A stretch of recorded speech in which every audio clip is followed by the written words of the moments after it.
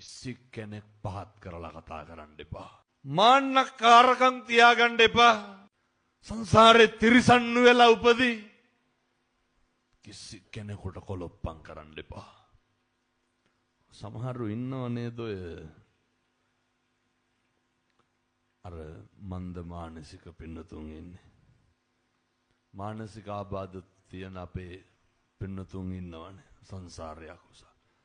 කවදාවත් පින්නතුනේ ඇත්ත අව탁සේරු කරන්න එපා. කවදාවත් කෙනෙකුට ඇඟිල්ල දික් කරලා ඔය අනෙකගේ අපිරිසුදුකම නිසා අපි බොහෝ දුරට අනෙකව හැල්ලු කරනවා පින්නතුනේ. කිසි කෙනෙක් පහත් කරලා කතා කරන්න එපා. මෙහෙම කතා නොකර ඉන්න පුළුවන් එකම ආත්මය මොකද්ද? මේවා පුරුදු කරන්න.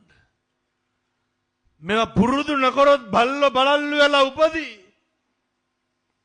මාන්නකාරකම් තියාගන්න එපා. අපේ රස්සාව, අපේ තත්වය, අපේ තරාතිරම වෙනතුනේ ඒවා අපි ගාව තියාගන්න.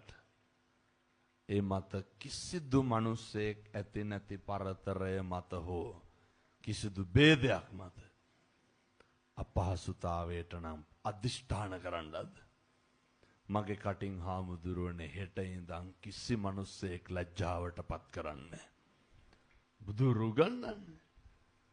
නපරෝ පරං නිකුබ්බේත නාති මඤ්ඤේත කත්තචිනං කංචි.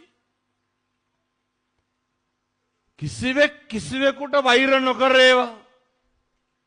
පුරුදු වෙන්න. කිසි කෙනෙකුට වෛර කරන්න එපා.